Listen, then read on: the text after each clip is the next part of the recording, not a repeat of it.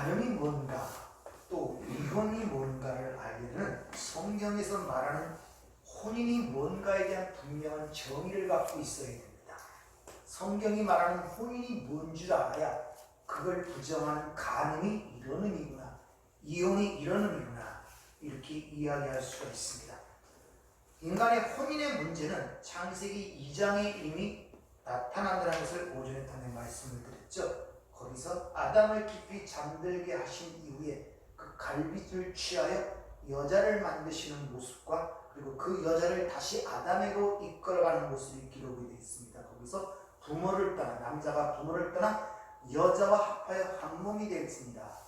그 안은 단순히 인간의 결혼관계를 얘기하는 것 이상으로 바로 예수 그리스도로 말미암아 하나님의 자녀가 되는 구원의 놀라운 그 계시가 그 안에 기록되어 있다는 것을 보여줬습니다.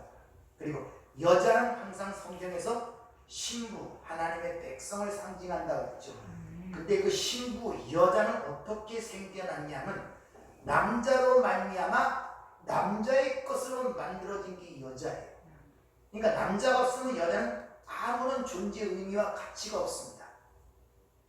그것은 바로 아버지를 떠나 이 땅에 성육신하신 그 하나님의 아들, 부모를 떠나 이 땅에 그 남자, 그 예수 그리스도로 말미암아 그와 연합, 즉 혼인이 됨으로 말미암아 하나님의 백성이 되는 구원의 진리가 그 속에 담겨져 있다고 말씀을 드렸습니다. 따라서 간음이라는 것은 바로 나의 본질적 존재의 근원인 그 남편을 떠나 사는 것이 다 간음입니다. 그러니까 이 땅의 모든 사람들은 간음하고 있는 거예요. 그것을 포도나무와 가지의 비유를 통해서 말씀드렸죠. 포도나무의 가지가 붙어 있지 않고 떨어져 나가는 것을 간음이라고 하는 것입니다. 그들은 독립을 선언하고 자신의 능력으로 살아가고자 하지만 나를 떠나서는 아무도 알 수 없는 결과로 그들을 모아다가 불에 던져 사른다는 그 말씀이 있죠. 그 말씀의 의미를 여러분에게 오전 중에 말씀드렸습니다. 이 성경에 말하는 간음의 본질적 의미는 하나님에 대해 한 마음으로 있어야 할 자들이 땅의 두 마음이 되어 나누어지거나 또 다른 것과 혼합되는 상태를 간음이라고 그렇게 얘기를 합니다. 우리가 이미 팔복을 통해 말했죠. 마음이 청결한 자는 하나님을 볼 것이고, 청결하다는 말이 한 마음이라고 했죠. 하나님을 보지 못하는 게 하나님으로 떨어져 나온 상태, 그게 불결한 상태란 말이에요. 두 마음의 상태, 그걸 간음이라고 그렇게 성경은 우리에게 일러주고 있다는 것입니다. 그렇게 영적 간음에서 벗어나기 위해서는 인간들의 노력으로 되질 않아요. 거기서 일단 나와야 돼요. 다시 말하면 하나님과 분리된 상태에서는 뭘 해도 간음하는 상태가 되어버린단 말입니다. 그럼 일단 하나님의 생명의 차원으로 들어와야 된다는 거예요. 그게 우선돼야 된단 말입니다. 따라서 거듭나지 아니하고 새롭게 생명을 받지 못한 자는 간음에서 벗어날 수가 없다는 사실을 우리가 먼저 이해가 되어야 한다는 것입니다. 이렇게 하나님 우리에게 주시는 이런 구원의 진리, 이 말씀이 우리에게 율법이 되어 어떤 규범이 되고 윤리와 도덕이 되어버리면 그것이 내가 구원받는데 반드시 행해야 할 필요 조건으로 생각이 되어 그게 엄청난 짐으로 우리 삶을 짓누르게 된다는 것을 여러분들이 아셔야 됩니다. 그런 자들에게 하나님께서 자신의 의와 자기의 뜻을 따라 살아가는 자신의 종교, 자신의 의를 갖고 있는 그 상태에서 벗어나라고 지금 말씀하시는 거예요. 그래서 간음하지 말라란 말입니다. 앞에 살인하지 말라는 건 마찬가지예요.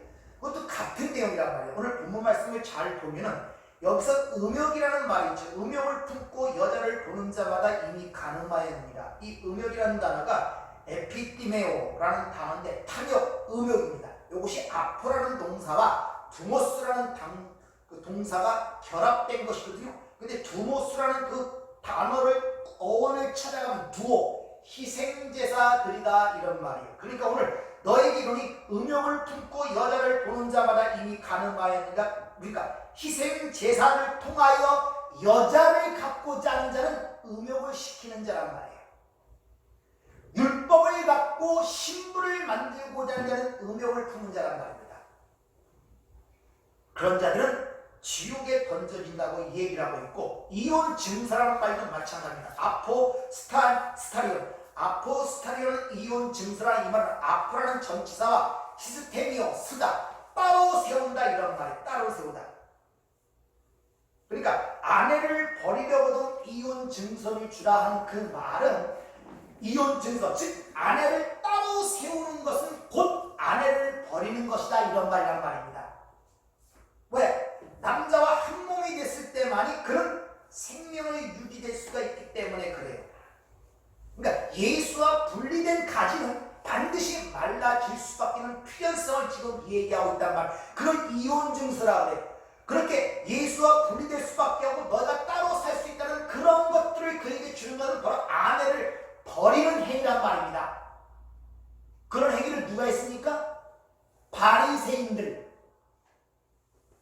그들은 예수와 떨어져 다르게 세우려고 노력을 했잖아요. 율법을 가르침으로 말미암아, 규례와 계명을 가르침으로 말미암아 따로 세우는 것이거든요. 인간의 의와 가치를 세워주는 것이거든요. 그것은 곧 아내를 버리는 행위다 이런 말이란 말입니다. 그리고 음행한 연고, 음행한 이유라고 이것도 마찬가지입니다. 포레리아 노고스, 이유가 노고스의 다른 말, 병든 말. 32절을 보면 너희들이 누구든지 음행한 연고 없이 아내를 버리면 이는 그로 간음하게 하며 누구든지 버림받은 여자에게 장가는 감해. 이건 음행한 연고, 부정어 없이 버린다는 이 부정어가 두 개가 강조가 되면은 강한 긍정이 돼요. 그렇게 아니할 수가 없으면 반드시 그것을 해야겠다는 강조용법이란 말입니다. 나는 그것을 아니할 수가 없어. 아니라는 말도 부정이고 없다는 말도 부정이란 말이다. 근데 그 부정이 두 개가 같이면 강한 긍정이 된단 말입니다. 그래서 어떤 것에 강한 긍정을 할 때 수사업법상 강한 부정을 해요. 얄미워 죽겠다. 이 말은 다시 말하면 엄청나게 너무 사랑해갖고 그걸 강하게 표현하는 것이 얄미워 죽겠다 그런 말이란 말입니다. 그러니까 그것도 보면 누구든지 잘못 왜곡된 말씀을 그에게 주면 그가 간음하는 자가 되고 그런 자에게 장가든 자도 간음한 자가 이런 말이에요. 그러니까 하나님의 말씀을 율법으로 받아 계명과 지킬 명령으로 자꾸 그 왜곡된 포레리오스 노고스 은행한 이유를 자꾸 전하게 되면 그것이 아내를 죽이는 결과가 된다 이런 말이에요. 그것을 또 전하면 그에게 장가든 자도 역시 죽는 자란 말입니다. 그래서 그렇게 하나님의 말씀을 율법으로 잘 가르치는 바리새인들을 향하여 이 독사의 새끼들아, 뱀의 아담과 하와를 타락시킨 뱀의 후손들이란 말입니다. 선악과를 먹고 네가 하나님처럼 되리라 치명적 질병에 걸린 인간의 실상을 지금 폭로하고 있단 말입니다. 그 이야기를 지금 우리에게 해주고 있는 것입니다. 따라서 성경은 하나님의 말씀을 우리가 지켜내야 할 규범이나 심판과 정죄의 근거로 보는 것이 아니라 성경을 통하여 구원의 진리를 알아 우리의 완료된 내 존재와 신분과 위치가 무엇인가를 명확해지는데 하나님의 말씀을 보는 눈이 있어야 된단 말입니다. 네. 그것이 여러분들에게. 네. 그래서 디모데 3장 15절 성경은 너로 하여금 그리스도 예수 안에서 믿음으로 말미암아 구원에 이르는 지혜가 있게 하느니라.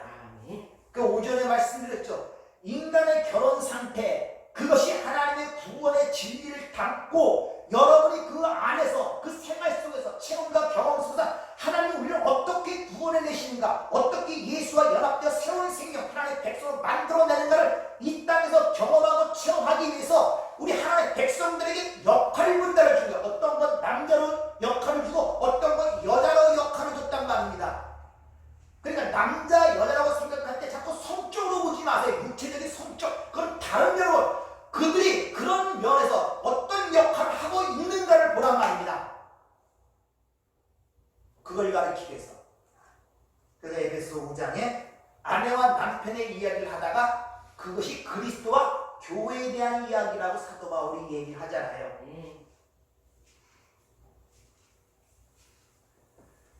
그 가늠한 여인의 이야기가 아주 잘 기록된 게 요한복음의 8장에 기록이 되어 있습니다. 요한복음 8장 절에 보면 요한복음 7장이 53절로 끝나는데 성경을 잘 보시면 53절에 앞에 괄호가 쳐진 걸 보실까 한번 확인해 보세요. 7장 요한복음 7장 52절에서 끝나고 53절이 끝났는데 53절 안에 이렇게 괄호가 쳐져 있죠. 없습니까? 여러분 성경이?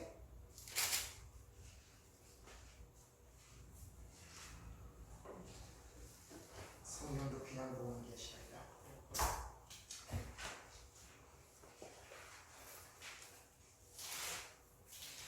여러분 성경 지금 그게 없는 내용이죠.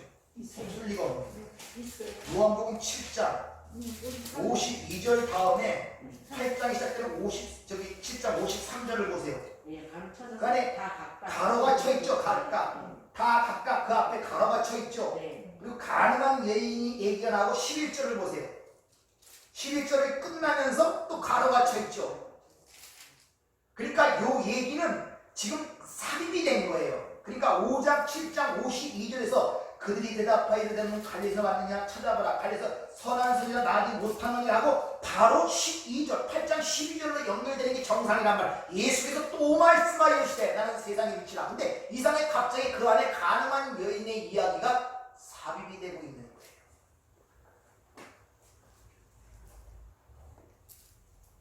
이것은 앞에 보면 오순절, 초막절에 대한 그들의 율법 지킴에 대한 하나 예수의 그 초막절의 폐하를 니들이 그걸 하는 의미를 모르고 바로 그 빛과 생수가 나가 옛 성전을 파괴하는 모습이 앞에 나와요.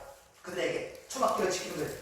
그런 다음에 니들의 그런 상태가 어떤 상태냐? 바로 이 가늠한 여인의 상태란 말입니다. 근데 그 가늠한 여인의 상태를 어떻게 구원의 길로 인도하는가를 바로 이 가늠한 여인의 이야기를 통해 구원이 즉 창녀 고멜 같은 우리를 어떻게 구원의 길로 인도하는가를 그 내용을 통해 설명해 주고 바로 내가 그리고 세상의 빛이다 이렇게 시작되는 거예요. 그래서 이 8장의 이야기를 한번 들어볼까요? 가늠한 여인 잘 들어보세요. 여기 우리의 이야기인 동시에 구원이 뭔가를 잘 설명하고 있다는 것입니다.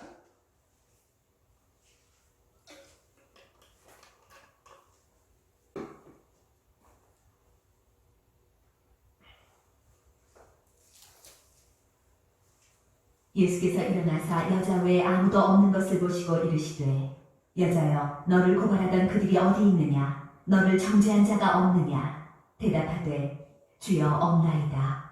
예수께서 이르시되 나도 너를 정죄하지 아니하노니 가서 다시는 죄를 범하지 말라 하시니라. 예수께서 또 말씀하여 우리가 이 이야기를 통하여 단순히 한 여자 육체적으로 가늠했는데 율법사들이라서 정죄하니까 하나님이 그를 말려주셨다 그런 정도가 아니라 구원의 이야기가 거기 기록되어 있단 말이다. 어떻게 하나님이 창녀 같은 현장에서 잡혔다 그전에 그렇게 가늠한 여인을 어떻게 하나님이 용서하여 자신의 자녀로 삼는가의 내용이 이 이야기 속에 잘 설명이 되어 있는데 우선 이 내용이 시작되기 전에 아주 의미심장한 말이 기록이 되어 있죠. 예수는 감난산으로 가십니다. 아침에 다시 성전으로 들어오사 백성이 나오는지라 앉으사 그들을 가르치셨다 이렇게 얘기해요. 옛 성전에 나가서 감난산에서 머물다가 다시 성전 안으로 들어오는 모습으로 가늠한 여인의 이야기가 시작되고 있단 말입니다. 이 이야기는 성경을 읽어본 분들은 알겠지만 에스겔 선지자의 그 이야기가 여기서 반복되고 있단 말입니다. 에스겔서에 보면 옛 성전에서 하나님의 영광이 떠나가서 동편 성읍에 머물다가 새 성전이 건축되고 측량된 다음에 다시 하나님의 영광이 돌아오는 모습이 에스겔 선지자의 그 에스겔서의 내용이란 말입니다. 그 내용이 여기서 예수님이 옛 성전을 떠나 감람산, 에스겔서는 동편 성읍이라는데 거기가 바로 감람산이에요. 거기서 다시 돌아온, 즉 새 성전으로 돌아와 그 영광이 보여지는 모습을 주님의 그 왔다 갔다 하는 모습을 통하여 에스겔 선지자의 그 이야기를 여기다 동원하여 그들에게 지금 미리 보여주는 거란 말입니다. 유대인들은 그 이야기가 뭔지를 알고 있단 말입니다. 에스겔 선지자는.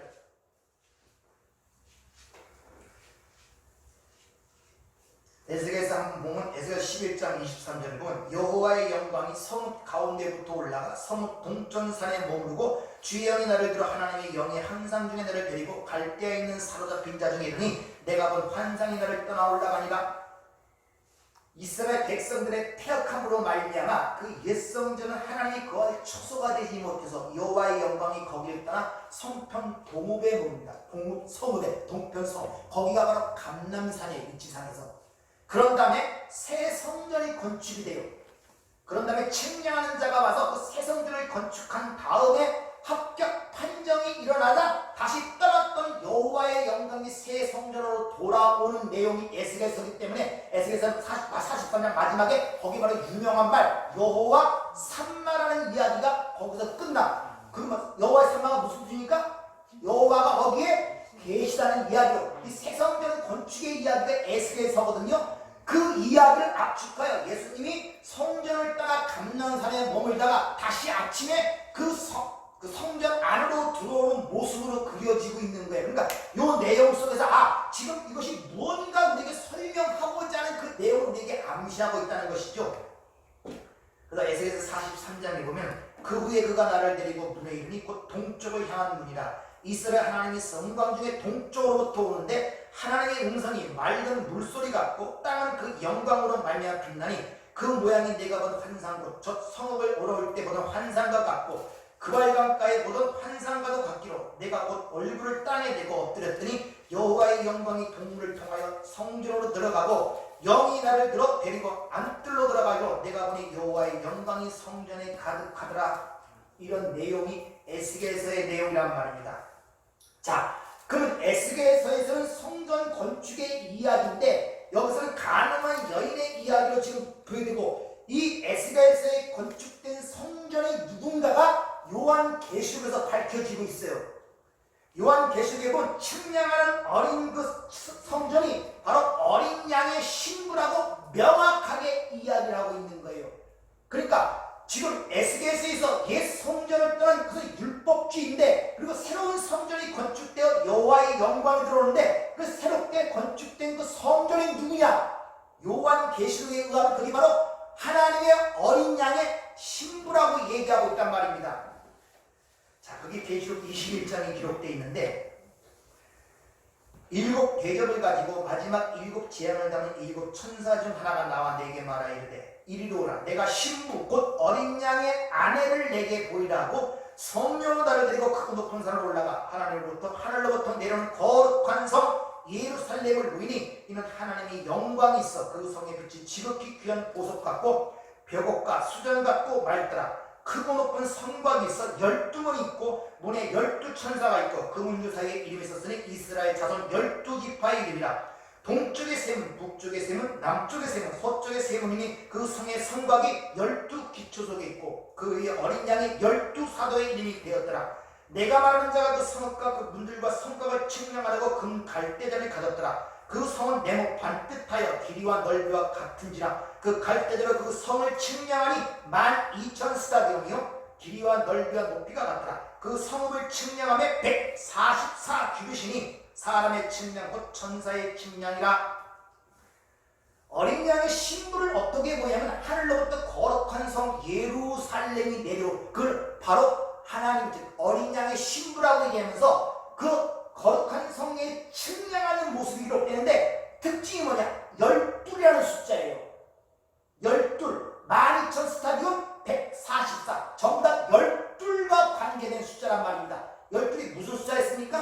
하나님의 아들의 자녀의 숫자란 말입니다. 네. 거기다가 하나님의 수를 의미하는 1000을 곱하면 12,000스타디움이고 12 구약과 신약 12 곱하기 12 곱하기 1000을 곱하면 144,000. 요한계시록 14장에 하나님의 입맞은 자 어린 양의 신부가 144,000으로 그려지고 또 계시록 7장에 보면 하나님의 인을 맞은 자 144,000이 그려지는 하나님의 백성을 상징하고 있죠. 그래서 누가복음 2장에 보면 예수가 12살에 성전에 올라가 하나님을 아버지라고 부르고 내가 아버지의 집에 있어야 될 줄 모르시겠나이까? 이 성전의 주인임을 12살 소녀 예수가 거기서 그렇게 얘기하죠. 이렇게 12는 하나님의 아들의 숫자라는 것입니다. 그러니까 이 새 성전은 하나님의 아들 예수 그리스도로 말미암아 완성되는 하나님의 백성, 다시 말하면 교회를 상징하고 있는 거예요. 그들이 바로 신부란 말이에요. 근데 그들이 지금 요한복음 8장에서 가늠한 여인으로 지금 그려지고 있는 거예요. 그 가늠한 여인의 특징이 뭐냐? 바로 예수의 십자가를 부인하는 자, 오직 예수의 공로만을 의지하여 구원을 받는데 율법과 하나님의 말씀을 율법과 계명과 규례를 받아 그걸 통하여 얻고자 하는 것, 그걸 인정하지 않는 것을 뭐라고 얘기한다고요?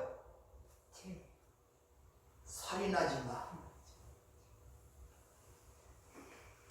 왜? 율법적 제사의식을 계속 한 번에 예수의 십자가로 만약 한 번에 완성된 구원을 이해하지 못하니 계속 율법적 의식, 그걸 깨달으라고, 그걸 알라고 준 율법적 의식만 계속 행하는 거예요. 그걸 살인한다.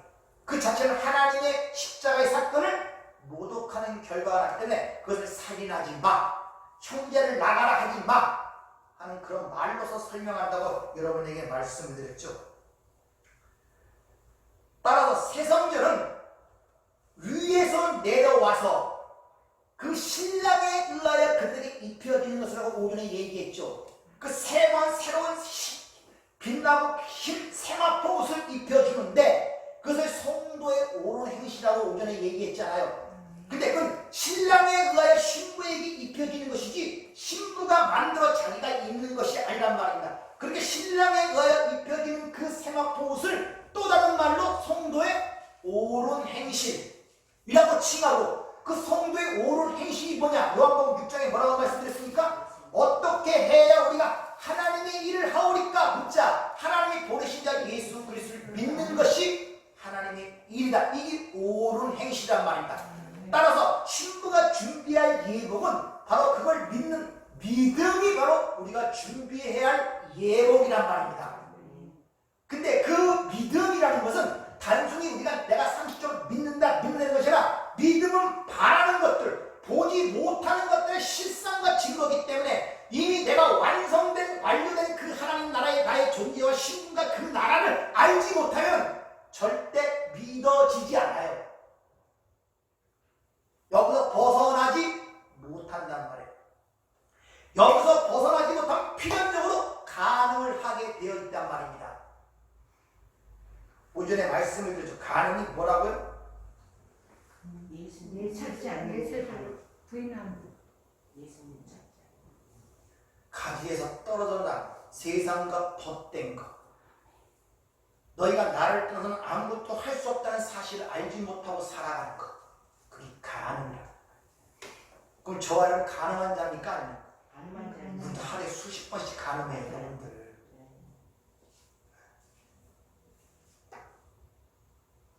살인하지 말라 해서도 말씀 수십 번씩 예수를 살인하는. 내가 네 죄를 위하여 완전히 영 단번에 모든 걸 다 이루었다. 텔테로스타이. 하나님이 선언하고 죽었는데 우리는 여전히 그걸 믿지 못하고 계속적 어떤 행위와 공로와 열심과 수고와 노력으로 또 그걸 못하는 또 어떤 죄의식을 위하여 전부 다 예수의 십자가를 믿지 못하는 결과, 그걸 또 다시 살인하는 결과를 낳게 되고, 예수를 떠나서는 아무것도 할 수 없다는데 우리는 여전히 예수의 품을 따라 세상 안에서 어떤 쾌락과 즐거움과 행복과 기쁨을 찾으려는 것도 한 간음이란 말입니다. 우리는 매일 살인하고 매일 간음하는 자라고 합니다.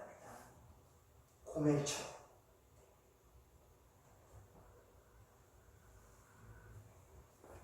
그것은 또한 그뿐만 아니라 현실 속에서 여러분 삶 속에서도 마찬가지.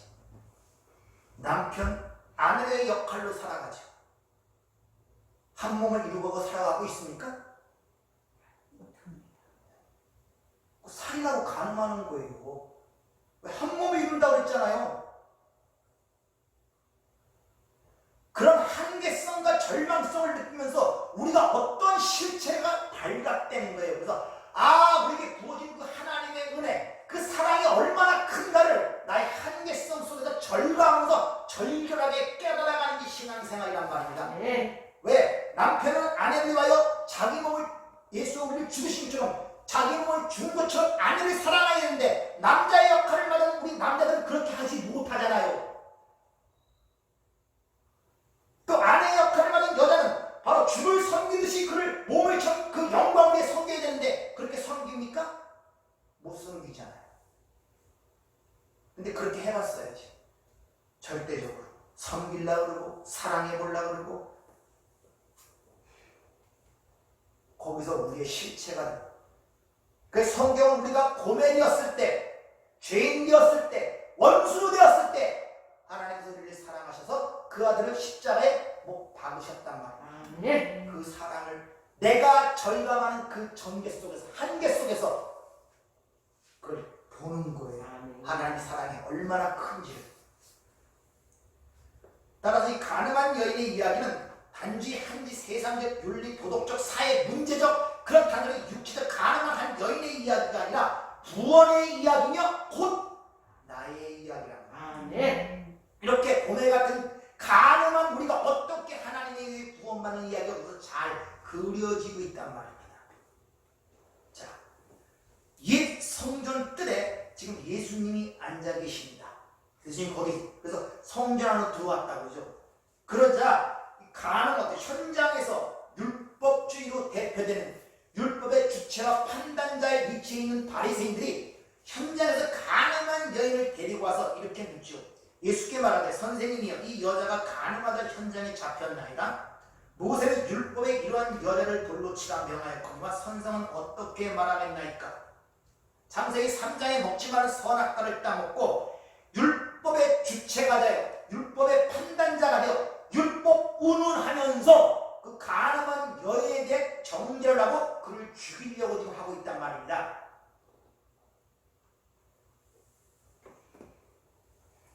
근데 이 바리새인들은 바로 그 율법에 의하여 가늠한 자라도 죽어야 할 자신의 실체를 보지 못하고 있다는 소경이라고 합니다. 오전에 말씀드렸죠. 가장 중요한 것은 뿌리예요. 아무리 잡초를 위에 거 자르면 소용없어요. 바로 바리새인들이 그런 역할을 한단 말입니다. 겉에 보이는 것들만 자꾸 제거하고 뿌리는 그대로 똑같으면서 겉에 것만 구가면서 남들을 정죄하는 것. 그래서 도끼가 나무 뿌리에 놓였다고 세례 요한이 얘기하는 것입니다. 뿌리를 제거해야 되는데 근데 그 뿌리를 보지 못하기 때문에 소경이라서 요한복음 9장에 가면 날 때부터 소경된 자의 눈에 뜨는 사건을 통하여 네가 본다고 하냐? 그럼 죄가 거저 있느니라. 그들이 소경임을 밝히고 있는 것을 우리가 볼 수 있죠. 즉 정작 자신들이 맞아 죽어야 할 대상임에도 불구하고 겉으로는 그 육체적 가늠한 사람들을 데리다가 율법 운운하면서 그를 때려 죽이려고 하는 바리새인들의 모습이 거기 등장한단 말입니다. 로마서 2장 1절을 보면 그러므로 남을 판단하는 사람아 누구를 막론하고 내가 핑계치 못할 것은 남을 판단하는 것으로 내가 너를 정죄하느니 판단하는 내가 같은 일을 행함이라 이렇게 얘기해. 뿌리가 같단 말이다. 죄 중에 잉태되고 죄악 중에 출생하고 뿌리가 같아요. 뭘 내놔도 똑같은 걸 내놓는데 다만 겉으로 그것만 사라졌다고 해서 자기들 의롭다 그러고 현장에서 눈으로 보이는 그것 현장에서 그 여인을 가늠한 여인하고 정죄하는 게 율법주의란 말입니다.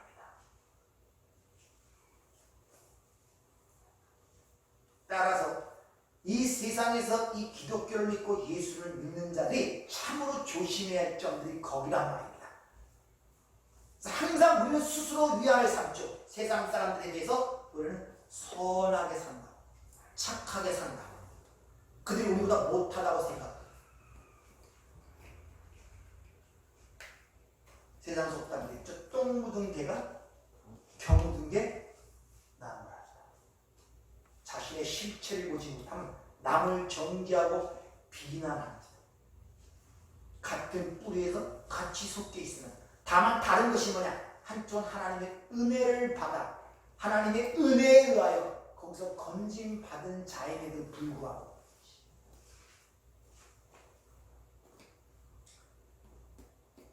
그러자 주님이 정죄하는 그들의 말을 의미심장한 행동을 하십니다. 땅에 앉아서 글을 썼다고 성경은 기록하고 있어요. 하나님이 친히 친수로 글을 쓰는 사건이 성경에 3번에 걸쳐 등장합니다. 첫 번째는 시내 산에서 첫 번째 돌판을 하나님이 친수로 기록했다 그래요. 두 번째는 베사살 왕이 호화로웠던 쾌락과 행락을 누릴 때 손가락이 나타나서 메데메데 대결 우바르심 하나님의 친수로 글. 세 번째 하나님이신 예수가 지금 친수로 글을 쓰는 사건이 나타나고 있단 말이에요. 똑같은 맥락에서 잘 봐요. 첫 번째 신앙에서 하나님의 친수가 글을 쓸 때 뭐가 드러납니까?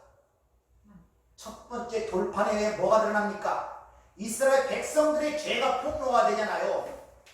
베사를 왕 때 거기서 글을 쓴 네네네 대결 우발하신 그렇게 친수가 드러나죠. 뭐가 드러납니까? 그들의 죄악이 드러나고 베사를 왕으로 고레스 왕으로 반역이 일어나고 그러잖아요. 첫 번째 돌판 하나님의 친수로 쓴 모든 글씨들은 첫 번째 돌판은 인간의 죄를 폭로로 시킨단 말입니다.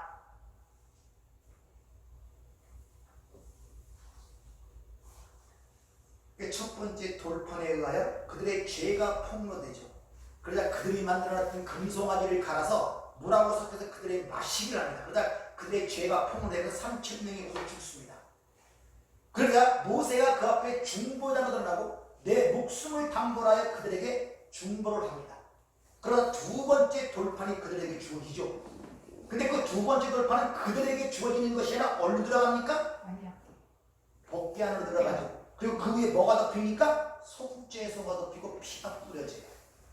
그럼 이스라엘 백성들이 하나님의 말씀과 그런 걸 들을 때 어떻게 생각해요? 아, 우리는 죄로 인하여 죽어야 하는데 모세의 중보로 인하여 살아났구나. 그걸 가리키기 위하여 두 번째 돌판들은 법궤 속죄소에 맨날 대속죄인데 거기에 짐승의 피를 잡아 피로 덮었잖아요. 아, 이런 것에 의하여 살아날 수밖에 없는 우리구나. 이걸 깨달아야 했단 말입니다. 이스라엘 백성들은 매년 그 행위를 하면서 그것이 무엇을 의미하는 줄 모르는 거예요. 그걸 알라고 그 예식을 줬는데, 그러니까 첫 번째 돌판과 두 번째 돌판 사이에 예수, 즉 모세라는 중보자에 의하여, 그리고 그 두 번째 돌판의 피, 즉 우레 같은 속죄소에 의하여 그들의 죄가 용서함 받는 사건처럼 지금 첫 번째 땅에 쓰는 사건과 두 번째 땅에 쓰는 사건 사이에 예수님의 중보가 들어가 있단 말이에요. 그러니까 첫 번째 땅에 쓴 글씨를 쓴 다음에 그들을 돌로 친 그들에게 뭐라고 합니까? 너희 중에 죄가 없는 자가 돌로 치라 그러죠. 그래서 그들의 죄가 다 폭로가 되다 다 가버리죠. 거기서 죄를 폭로시켰다는 데 중요한 것이 아니라 그 폭로시켰을 때 그들의 반응이 중요한데 강조점이 있단 말입니다. 왜? 거기서 현장에 있는 다 죄인이에요. 겉으로 나는 가늠한 여인도 죄인이고 그를 죽였던 바인도 죄인이고, 근데 첫 번째 돌판에 의해 그 죄가 드러나자 다 도망가 버려요. 이렇게 하나님의 은혜를 받지 못한 자들은 거기에 반응해 다 자기 몸을 피하고 도망가 버립니다. 누구만 남았습니까? 예수하고 가늠한 여인. 맞습니까? 근데 가늠한 여인은 누구가 자타가 공인하는 현장에 잡힌 가늠한 여인이에요. 갈 데가 있겠습니까? 예수의 한 발자국만 떠나가면 돌로 맞아 죽을 천재. 절대 예수를 떠날 수가 없어요. 떠나는 즉시 죽는단 말입니다. 그래가지고 이게 바로 성도의 현실이에요. 그게 성도의 현실이란 말이에요. 여러분은 이런 것들을 여러분이 감지하고 있어야 된단 말입니다. 포도나무에 가지가 붙어 있어야 떨어지는 순간에 죽는단 말입니다.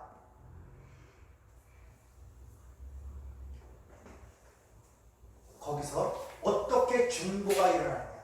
그 가늠한 여인을 돌로 치지 못한 자들은 자신들의 죄가 드러났고 죄인은 사실을 인정하는 결과가 다 가버린 거 아니에요. 근데 주인도 뭐랍니까? 나도 너를 정죄하지 않는다. 무슨 말입니까? 나도 죄인으로 취급함. 누구 때문에? 네 죄를 내가 가져간다는 뜻이에요. 예수님은 죄가 없는 분 아니에요. 그럼 그를 정죄할 수가 있었단 말이에요. 그럼에도 불구하고 죄가 있음으로 말하고 정죄하지 못하고 도망간 그들과 같은 위치에 자신을 놓기 때문에 나도 너를 정죄하지 않는다 그럽니다. 예수님의 십자가가 그 중간에 쓰는 것을 우리가 볼 수 있단 말입니다.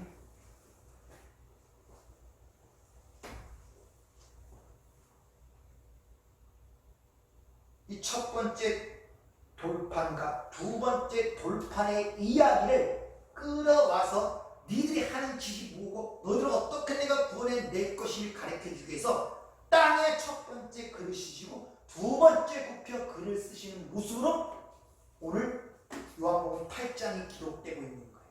괜히 몸을 굽히고 땅에 글씨를 썼다는 내용이 기록됐겠습니까? 바로 신의 산의 그 사건을 기록하는 거예요.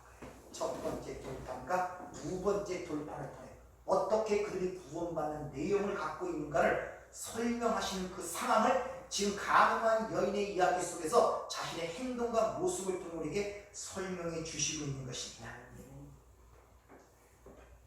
따라서 우리는 이 세상에 살면서 이 가늠한 여인처럼 갈 데가 없어요.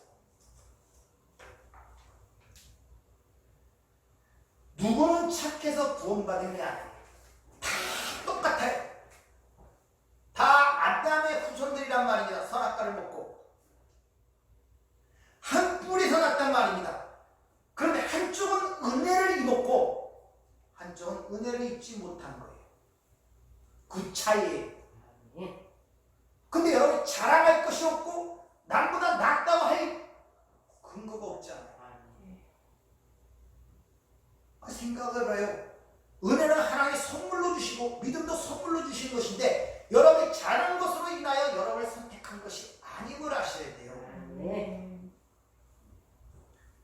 따라서 자기가 누구인 줄 알고 즉 고멜같이 창녀 가늠한 자임을 깨닫고 내가 그러한 자가 어떻게 살아냈는가를 그리고 하나님의 신부가 되었는가를 아는 자들은 예수님의 은혜를 전대 떠날 수가 없는 것입니다. 이것저것 기웃대지 않아요. 근데 호세아서에 나오는 것처럼 우리 죽을 때까지 데려다 놓으면 또 나가서 거짓하고 데려다 놓으면 나가서 또 거짓하고 그런 일을 수없이 반복하면서 내 실체를 발각당하는 것입니다. 아, 내가 왜 옛사람은 죽어야만 하고 예수의 십자가의 은혜로만 구원을 받을 수밖에 없는 존재임을 철저하게 뼈아프게 깨달아가는 것이 신앙이란 말입니다. 그래서 좁은 물로 들어가라. 근데 우리 자꾸 넓은 물로 가고 싶고 많은 사람들이 가는 길로 가고 싶잖아요. 이렇게 세상 벗된 것이고 하나님과 원수가 되는 것은 우리에게 가르쳐주고 있다는 것입니다. 따라서 오늘 본문의 산상순의 전체 가늠하지 말라는 이야기는 단순히 육체적 순결을 유지하라는 얘기가 아니라 예수라는 참 신랑 그분의 은혜 그분의 사랑을 간과하고 독립적 가지로 떨어져 나와 살고자 하는 모든 시도와 행위와 모든 것들을 가늠한 것 그런 거 하지 마라가 가늠하지 예수만 의지하고 예수만 근데 오른손을 대버리고 오른눈을 빼어버리라는 뒤에 연결되죠. 오른손을 빼어버리고 오른눈을 빼어버리고 오른손을 베어버리라. 뭐 생각나는 거 없습니까? 보고 만짐으로 창세기 3장 사건 기억 안 나니까 보암직도 보고 땅으로 쳐.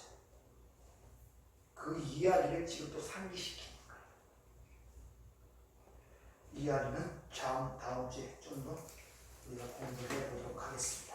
기도하겠습니다. 은혜롭고 자비로우신 아버지 하나님 같은 얘기를 하는데 우리는 다르게 듣습니다. 그걸 알리기 위해서 이 역사를 동원하시고 우리 인생을 동원하시며 이 자연만상의 수만 가지 사건과 여러 가지 현상들을 동원하여 우리에게 일러주시지만 귀가 어둡고 눈이 어둡고 마음이 어둡고 참으로 혼잡하게 듣고 복잡하게 듣고 어렵게 듣고 심지어 깨닫지도 못하고 살아가는 어리석은 저희들 주님 그런 저희들을 가르치기 위하여 오늘도 이곳에 불러 말씀을 전하고 듣게 하시는 진심으로 감사를 드립니다. 듣는 자나 전하는 자나 한 마음이 되게 도우시고 그 위에 성령이 임하셔서 하나님의 마음이 그들에게 전해지게 도우시고 아멘. 그 말씀하실 때 열을 알고 백을 알아 그 가운데 내 실체를 깨닫고 오직 하나님께서 그 알을 통해 이루신 그 알을 감사하며 찬양하는 우리의 시간이 될 수 있도록 축복하여 주시옵소서. 아멘. 예수